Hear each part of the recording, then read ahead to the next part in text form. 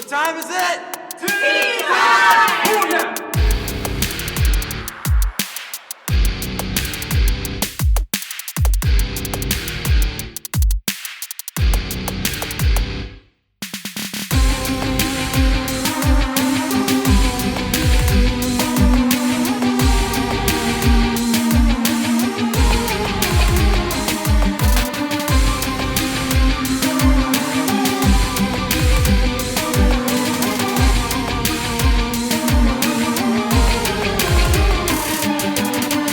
And welcome back to Tea Time. I'm Trenton. This is episode 6 or 7. I can't keep track all the time. But this has been having a nice, good, solid run. I've been off for a few days, and now I'm back again. I'm going to be doing it 3 days a week now instead of just Sundays since school is out. But we're going to be talking some MLB. We're going to be talking some NBA Finals, of course, and then maybe get to a little bit of Ducks there towards the end.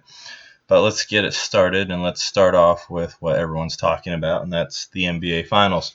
Cleveland looked dead in the water. Let's face it, just like Golden State looked dead in the water when they were down 3-1. Cleveland looked dead in the water because they had to go to Golden State in a closeout game. But then Draymond Green, who's been pushing the line this entire time, decides he's going to push the line even farther and gets a flagrant. Gets a suspension, so no Draymond Green for Game 5. LeBron and Kyrie become the first teammates to both score 40-plus and extend this series even longer and force a Game 6. And you can't necessarily blame it on Green, but definitely doesn't help that Green was there. But then Bogut gets injured in Game 5, so now he's out the series, which is a lot bigger effect than people realize. No more shot blocking there, no more good passing. He's very good at getting those offensive rebounds, kicking those balls out, helping out his guys, getting Curry and Klay Thompson in a groove. But now he's gone. They go to Game 6 in Cleveland, and Cleveland just throttles them. It wasn't as close as you could maybe make the case on the scoreboard. It was actually really wasn't close at all. They really got throttled there in Cleveland.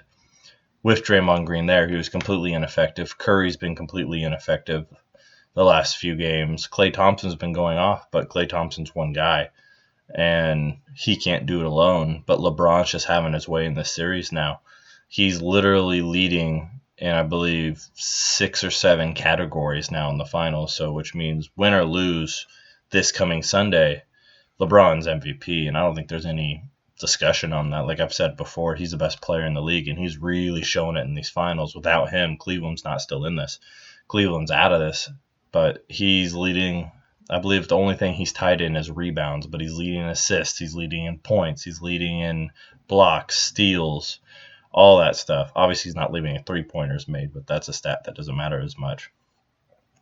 But he's willing his team to the irony of the Warriors had to come back from down 3-1 to get to the finals, and now they might actually lose being up 3-1. And you can't put it all on Draymond Green. There's a combination of things. Doug Gottlieb from CBS Radio puts it best. The Warriors not winning championship doesn't come from the fact that some team's just going to beat them. It's just 1,000 cuts. You just get cuts. Something hurts you every round. Something more takes you away. I mean, Curry got hurt in round 1. First cut. Blazers pushed you harder than you were ever supposed to be pushed. Cut number 2. Thunder go up 3-1, so you have to deal with that adversity with Draymond Green piling up the flagrants. There's another cut. Then you get to the finals, and Iguodala gets hurt. Then you have Green gets suspended. Now Bo gets out, and Iguodala's still not 100%. And now you've just given up 2 games in a row, and you're on the ropes. And Cleveland's not a team that's going to go away. And this is with Kevin Love not playing well at all. Kevin Love has been completely and utterly ineffective in the series and only played 12 minutes last night. But he actually shows up and he actually plays. You're even in bigger trouble now. Because if he comes to the party and starts playing well, then you have 3 people to worry about, not just 2. And it's not good for Golden State at all. And then we get to the fact that Steph Curry fouls out for the first time since 2013 and then throws a tantrum that I only could describe as the same thing as my 8-year-old when he loses his tablet or gets grounded from it or whatever, just completely throwing a fit. He cursed after ref, which, ultimately got him ejected, and tossed his mouthpiece, hit a fan. He was nice and went and said apologize and was nice to the guy. But still, you can't do that. Steve Kerr, defends him and says, he's getting called for ticky-tack fouls. But the issue I had with Kerr was he was talking about how he's the MVP of the league and he's getting all these ticky-tack fouls. So you want him to get preferential treatment? Like, that's not okay. Ticky-tack foul or not, he's going to have to learn to deal with the fact that he's getting mauled and he's going to get called for every little thing. If you want to be the best player in the NBA, this is what you have to deal with. LeBron's been dealing with it forever. Just because LeBron's 3 times their size and he gets mauled and doesn't get called doesn't mean you're going to get the pass just because you're smaller. It's just not the way that works. You got to learn to overcome the adversity. You got to learn to keep your composure. You just look like a spoiled little brat throwing your mouthpiece and throwing a tantrum on the court because things aren't going your way. And then his wife, Les Miles at LSU has ruled his players, if you're going to tweet, read it a second time before you hit that button. And clearly she needed to learn this rule because she basically tweeted out that the game is rigged for money or ratings or whatever, and she just saw it live. Well, no, it's not. I mean, let's be honest here. It's not rigged. As much as people want to say it's rigged, you're in the moment. She apologized later. Your husband just got called for probably a really ticky-tack foul, and you're upset, but guess what? Your team's not playing well. You can't blame the refs. You can't blame it being rigged because it's not rigged. She had to take a bunch of heat, and Steph had to take a bunch of heat because her just mentioning the word rigged, then it all came out that, you should be, okay with it because the NBA rigged it for Steph Curry to win MVP, which I don't agree with. As much as I disagree he should have been MVP this year, that doesn't mean it was rigged so he could win it. It's voted by the media. The NBA doesn't control that. It's actually out in the open. We all know who votes for who. But this is a classic case of stay off Twitter and don't do something you're going to regret that's going to hurt you, going to hurt the team. Just, you just got to keep quiet and go off in the distance, go regroup. Clearly, you need to figure out how to fix your loss of Bogut. Iguodala is not going to be able to give you solid minutes because he's hurting. Curry hasn't been himself. Draymond Green has been a disappearing act in the entire series, pretty much. Literally with the suspension as well. You're just going to have to find a way to compete because they're beating you at your game, basically. You have LeBron playing the 4, and Draymond Green can't guard him. And that's just a fact. He can't. And you can't go even smaller and have Draymond go guard the 5. I mean, I guess you can, but Tristan Thompson just killed you. So, I mean, Golden State's got a lot of issues that they have to somehow figure out how to overcome. I mean, my best bet is you throw Anderson Varejao or Festus Ezeli, find a way to get a big shot blocker just so Kyrie can't have his way at the rim. You have enough big guys and Spates and whatnot to maybe, try and thrash LeBron when he tries to go to the rim, just to something that Bogut did to at least misdirect shots or do something. Obviously, none of them have the passing ability Bogut has, but they could match his defensive prowess and hopefully help Golden State turn this bridge around because you can't start Iguodala anymore. You can't expect him to guard LeBron all game. Clearly, Harrison Barnes is going to have to step up and really try and be their quote-unquote LeBron stopper because Draymond Green can't do it. Klay Thompson obviously can't do it. Steph Curry, that's a laughable concept. So, I mean, Golden State's on the ropes. I picked Cleveland to win this from the very beginning. I'm going to continue with that. I think Cleveland comes in and wins it. I think Cleveland beats them. I think it will be a close game. I don't think it's going to be like a buzzer beater. I wouldn't be surprised if this went into overtime. I could totally see this going into overtime and being one of those games, but I think LeBron is on a mission. I've said it before. The LeBron that I saw in Game 6 against Boston before they won their first title, that's the LeBron that I need to see all the time, and that's what I'm seeing. And he is by far one of the best players in the NBA, and I even would go as far as right now saying there's Michael Jordan, then there's LeBron. He's been that good, and he's going to continue to be that good. He kind of adjusted his game this year and stepped aside and kind of try to make his teammates better and let his coach and kind of stay out of it and just be a player and adjust to what his team needed. But right now, when your back was against the wall, it was 3-1. Golden State was about to embarrass you again. You stepped up with obviously the help of Kyrie Irving. I mean, you can't scoff at the fact Kyrie Irving put up 40 and 30.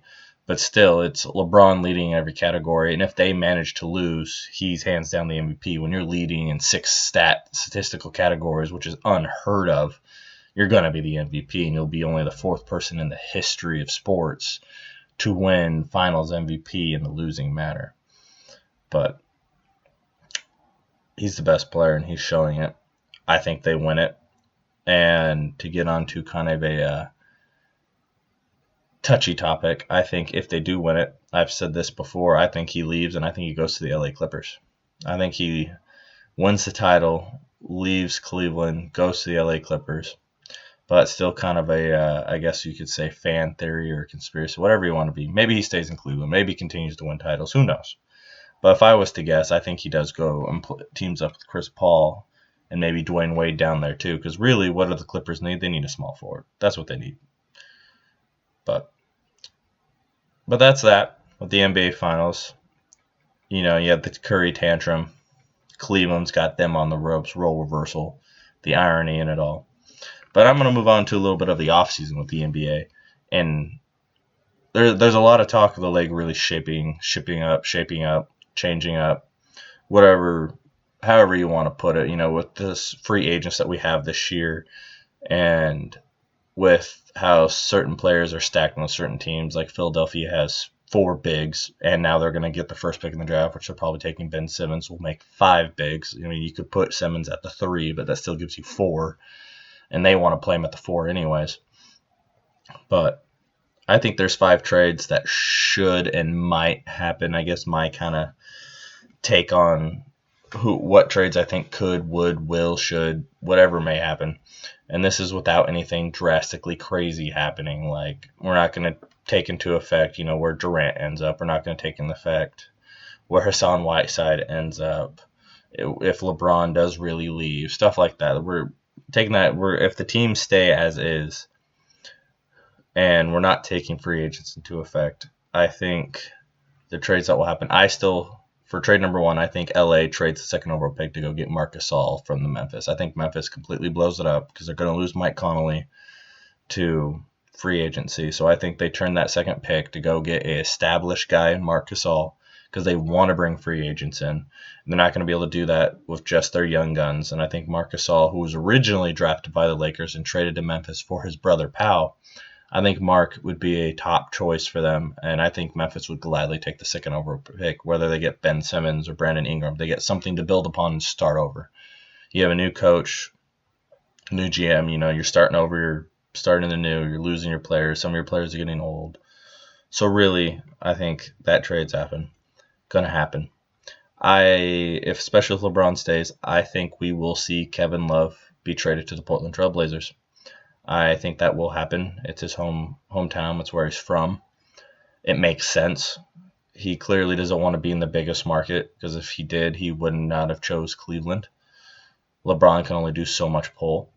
But I think he ends up being traded, and Cleveland realizes they need more depth rather than star power at this point because Kyrie's really emerged. And Tristan Thompson clearly is more valuable than Kevin Love to them at this point. And I think they do kind of an interesting trade to get a little bit of depth. It would involve some sign-in trades in a way.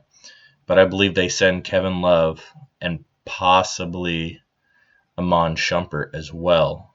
But they send those 2 to Portland for a sign-in trade of Myers Leonard, Mo Harkless, and Gerald Henderson.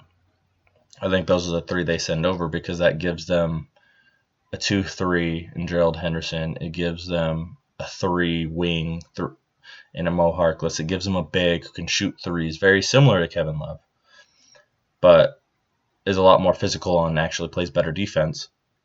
And sends him, to Cleveland, and then sends Kevin Love to Portland. And Portland holds 2 of Cleveland's first-round draft picks. And I could see them sending at least one, if not two of those in the trade as well, because Kevin Love is still a superstar, especially if he turns things around. And he'll come to Portland, team up with Damian Lillard and CJ McCollum. And people might say that's not enough for Kevin Love, but you have to gauge the market. I mean, what really are they going to get for Kevin Love at $21 million a year? I mean, you could think, oh, well, Boston was, but do they really want draft picks? They want players, and Boston may not be willing to give up the players they want and whatnot. Hi, Sheila.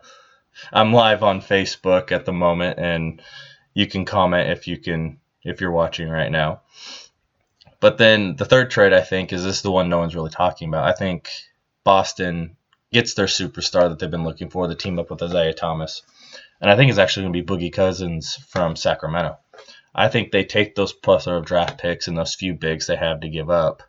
And I think they send him over for DeMarcus Cousins and Rudy Gay and just build depth and get that superstar they've been yearning for in Boogie Cousins, because they've been going for Jimmy Butler, who I don't think is moving at all. They've been going for Kevin Love. They've been trying to get these guys over on their roster, and I think Boogie Cousins makes the most sense, because Sacramento's not just going to give them away, but they can offer them, the 3rd, the 15th, and the 18th this year. Like, they have 3 first-rounders this year alone, and they could send all 3 of them to go get Boogie. And obviously, you're going to have to take Rudy Gay with them, because they're going to want to dump his money. But you take Rudy Gay if you're Boston. You can bring him off the bench. You can start him. But you could have potentially, Isaiah Thomas, Rudy Gay, Avery Bradley, Boogie Cousins, and Jay Crowder all starting, which is a pretty interesting, if not really good lineup.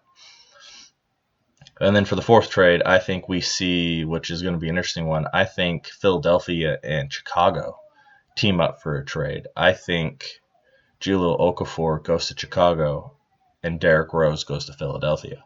Philly has no veteran presence. They have no real superstar presence. They have a plethora of bigs. Chicago's trying to start over. They need some star power. They need someone to team up with Jimmy Butler. And the fact Philadelphia does not have a point guard, I think, plays a huge factor in it. I think they send Derrick Rose and probably Bobby Portis or Nikola Mirotic over for Jahlil Okafor and somebody just to throw in there. The Kings need someone to start winning, and I won't feel bad going to watch. Good one, Sheila. But they're in a rebuild, and you know it. But yeah, I think Derrick Rose, Okafor, with a few other pieces involved there, would benefit both teams. I mean, you're not going to get exactly what you want for Okafor, because I don't think Boston gives you a bunch of draft picks to get Okafor when Okafor is not necessarily... Okafor, in a few years down the road, could really change your franchise, but I don't think he's going to help you win at finals right now unless you're going to, like, Cleveland, which obviously they ain't going to be able to get Jahlil Okafor. Unless he's already surrounded by stars, there ain't anywhere he's going to go that's a contender that's really he's going to help, other than maybe the Bulls. And then the fifth and final trade is kind of an interesting one. I think it's going to be between New Orleans and Milwaukee. I see Greg Monroe and Michael Carter-Williams being sent to New Orleans for Tyreke Evans, Omar Sheik, and a draft pick or two in there, whether they swap picks, whatnot. But I think they're going to try and give Anthony Davis a real center that's healthy and durable, who can also score with him in there. Give him our Michael Carter-Williams, maybe can do a lot better with them. He's at least a bigger point guard. That way, they actually, when they run their dueling point guard system, at least he's 6'6" and can line up with Drew Holiday a lot better than Tyreke Evans can, because their New Orleans experiment playing 3 combo guards that are all 6'4" and smaller just isn't working. That and the money matches between those two. I mean, you dump Omar Sheik's big contract and you pick up Gregor Monroe's big contract, but Gregor Monroe obviously is way better. But Michael Carter-Williams, I mean, it's one of those trades where both teams try to find a way to still keep talent as they get rid of talent to still make themselves contenders, because New Orleans knows they're not going to keep Anthony Davis if they don't get him something to help him out, because the kid's a phenomenal player, and I believe he's only 22. And it's just sad to see because he keeps getting hurt, but he needs a real center next to him to really help him excel. And the fact Greg Monroe is not the greatest defensive center doesn't matter, because Anthony Davis can guard both the 5 and 4 and is an incredible defender. But yeah, those are my predictions for some trades I think that should and could happen. I'd like to see happen, especially Kevin Love going to his hometown of Portland, helping out Damian Lillard, giving him a 4 that can, really rebound and shoot the ball. And then, Okafor, Derrick Rose swap. Everybody wins for the most part there. Marc Gasol to the Lakers. Maybe the Lakers get better again. The talent swap between Milwaukee and New Orleans. And then, of course, Boogie to Boston, which Boston's already pretty good. You give them Boogie, they're going to be even better and might actually be able to contend over there in the East. But, yeah, those are some trades. But now we're going to move on to baseball and onto some news. Ichiro Suzuki came from Japan to the Seattle Mariners, became only the second player ever to win both Rookie of the Year and MVP in the same season. And he's officially passed Derrick Rose in all-time hits. Now, or Derrick Rose, I apologize, Pete Rose. He's passed Pete Rose in all-time hits. And Pete Rose decided to take to Twitter after this and wrote, Ichiro did not pass him in hits. His Japan hits don't count. Well, duh. Of course, his Japan hits do not count. We get that, Pete Rose. We get that. Even though you can kind of look at what Ichiro did. He's closing in on 3,000 hits, and he came over when he was 31, I believe. 31, 30. So the fact that he was actually able to get 3,000 hits in his 30s is pretty impressive to me. But he had 1,278 hits in Japan and 2,979 hits in MLB today. He may have got another one today. I haven't checked yet. But when a few people have been asked, like Edgar Martinez and whatnot, Pete Rose is the hit king. He is. He did it all in the MLB, 4,256 hits. He is the hit king. Ichiro is, as Edgar put it, the international hit king. Because Japan is nothing to scoff at. Is Japan the MLB? No. No, it's not. But it's like 4A. It's definitely better than AAA. And it's one step below MLB. I wouldn't be surprised if MLB teams wanted international teams like they have in the Dominican and Cuba and whatnot, if they wanted to go get them in Japan and Korea, because it's like 4A over there in Asia. It's better than the minor leagues here, but it's not as good as the majors there, unless you have to face, Yu Darvish and Masanaro Tanaka and Hisashi Iwakuma multiple times. But that's, where that goes. And Pete sounded a little bit bitter when people talked about Ichiro getting those hits. We're not trying to take your hits away, Pete. I know they took the Hall of Fame from you, which is I don't agree with. But the bottom line is, hits are hits, and he's definitely a hit king up there, especially because he did it in his later years. Now, who knows? If he would have came over sooner, would he have your hits now? But then again, he took that time in Japan to get better, and maybe he wouldn't be as good if he would have came over sooner. You never know. It's one of those things where, sometimes it may have benefited him to stay in Japan longer, or it may have not have. But bottom line is, congrats to Ichiro, longtime Mariner. Went to the Yankees for a little bit, then got signed by the Marlins the last 3 years, and he's still getting it done. And coincidentally, his hit that tied Pete Rose was an infield single, which is insane at age, I believe he's 43 now.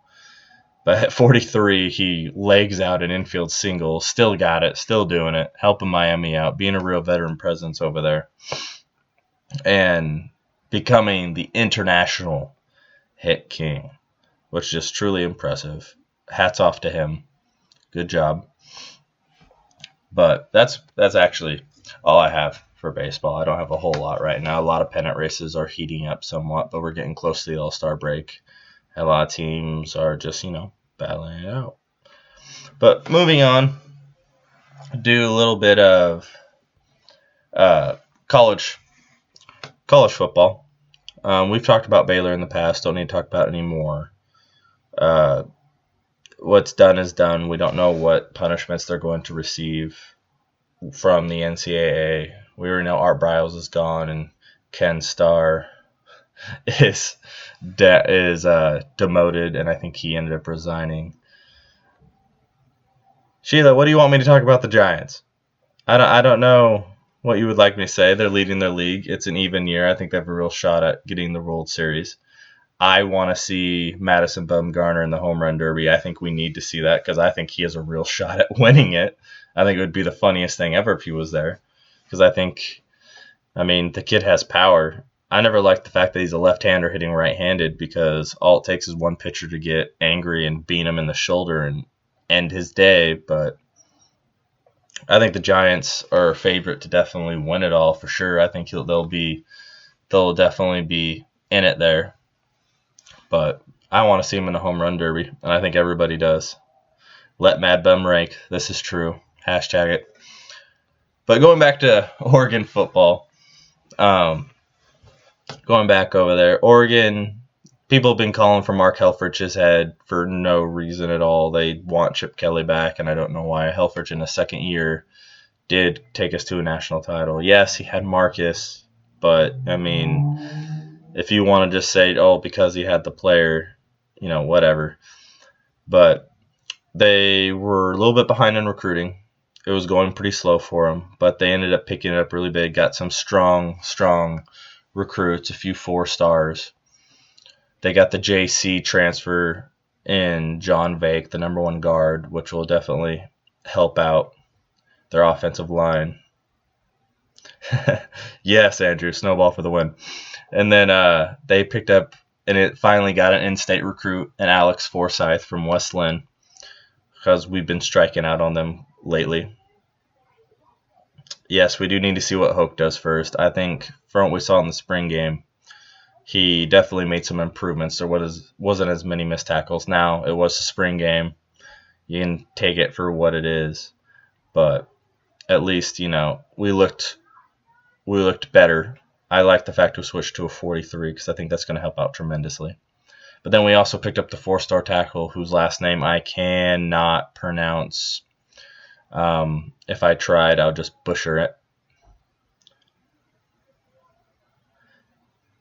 Well, I think the edge rushers will adjust just fine. Just because Trodney Prevost was I realized the podcast can't see what I mean. Andrew said he liked the 4-3 concept and was wondering about some of the edge rushers, how they would adjust to our new D. And point out how we need some big people in the middle, which we have a few of them. If you want to go look how big Austin Malatoa and Rex Manu and Elijah Baker, or Gary Baker and Elijah, oh gosh, I don't know his last name now, but it's Elijah something. Elijah George, there we go. They're all 350 plus pounders right there in the middle, which is why we got Hoke. And we do have Canton Kimatale, who's actually DN, playing some middle, but he's kind of the DeForest Buckner DN. He can switch between sides. I wouldn't be surprised if he moved to the outside. But yeah, you're right, Sheila. They'll be fine as long as they don't drop their best pass rushers in the coverage like we used to. I doubt Prevost is going to go into coverage, but I'd prefer Prevost over most people we've had in the past for sure. But I think Prevost is really going to be successful this year because he's finally going to be able to do what he was brought here to do and just get after the quarterback, which he's shown over the last 3 years that he can really do that when allowed to. But yeah, no, Oregon recruiting starting to really pick up. We now have 5 total recruits. Still have, I'm going to butcher this, Langu Tugagi. Yeah, that's probably wrong. He's a defensive end, top 300 ESPN guy out of Utah. And his teammate, who is a top D tackle, is looking to come to Oregon as well. We finally offered to Marcus Mariota's successor, Tua, I'm going to butcher this, Tangalafia. He's a lefty spread guy who's pretty impressive. He's taken his official visit here, I believe, this weekend. And he's always dreamed to come to Oregon, so I think there's a really good shot that he actually flips from Alabama to us, just because Alabama now has 3 quarterbacks in the recruiting class. And I think he would prefer to come to Oregon anyways. He just hadn't had the offer. We had Ryan Kelly on roster. So with the other current quarterbacks and Justin Herbert and Terry Wilson and whatnot, so you probably assumed we wouldn't want more than one because you just don't want to muck that up and lose kids. But I think he ends up most likely flipping. I think a few of the in-state kids will also flip too because they committed really early. Most kids who commit super early that are in-state and haven't visited their in-state school yet typically don't stay where they're at. I mean, we'll see. It's a remain to be seen. It'll be interesting. But to finish off the podcast for today, I'm going to talk about something that's really quite funny and a little different. Yeah, you're right, Sheila. Bama is not the system for Tua. But the NFL has announced that they've made a contractual agreement with Orlando, Florida for the Pro Bowl, which is probably the least watched NFL game of this century. No one watches it. No one cares. It's just one of those things that people watch maybe for entertainment. But I actually have a solution to make that watchable. Yes, me. You're going to hear it here, my suggestion on how you fix the Pro Bowl. It's quite simple. It's kind of funny, but you're going to love it. I promise you. If you don't love it, then you need to tell me. But basically, you have a lottery-like raffle. You take every person. When you buy a ticket, you register your name when you buy it, whatnot, whether you're a season ticket holder or a one-time ticket holder, any regular season, any preseason game, playoff game, and everybody's name who buys a ticket and goes to a game gets put into a raffle. And that raffle is drawn 2 names, just 2, and they are team captains. Now, how the Pro Bowl works, they put I can't remember. They're doing that whole fantasy draft thing now, which I don't really care about.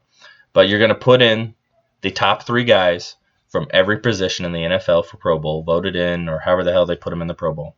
And then you're going to have the top vote getters that are after the top 3 guys, no matter what they are. It's going to be 4 new guys, and they could be punters, be whatever the hell. Who cares? Punters, centers, but whoever gets the most votes of everybody else that doesn't get picked to the Pro Bowl, whether they be quarterbacks or whatnot, they get put in.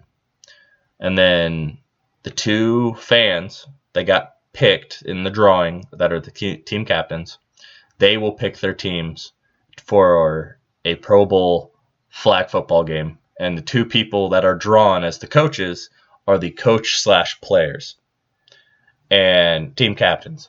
Basically street yard flag football, full-on flag football. They can draft whoever they want. If you want to, you can draft all 3 punters, all 3 kickers, whoever, J.J. Watt. And the players who get picked for this flag football Pro Bowl game have to play whatever position you tell them. Yes, that means if you draft Tom Brady, you can tell him you're playing punter, you're playing safety, you're playing center. Whatever you want him to play, he has to do it. J.J. Watt is shown he can kick field goals. He'd be like, hey, J.J. Watt, you're my quarterback, and then now you're my field goal kicker, whatever it may be. It'll be a full-fledged flag football game with NFL rules other than obviously tackling and whatnot, adjusted to flag football.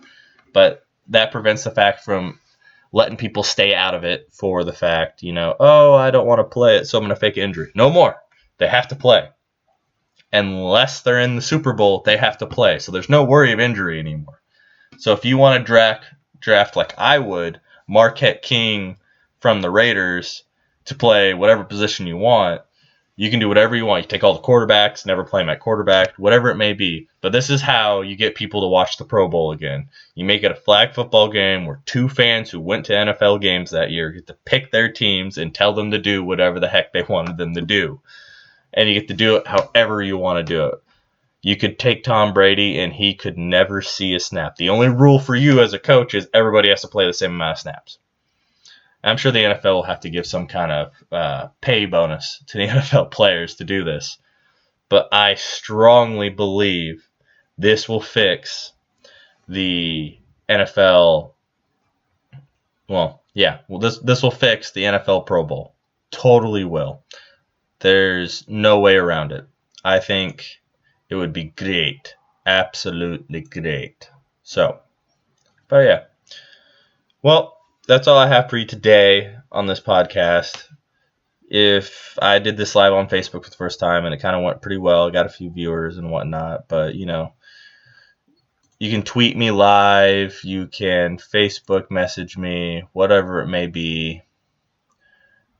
And I will respond. Sorry, I was checking to make sure I didn't miss any tweets there. My bad.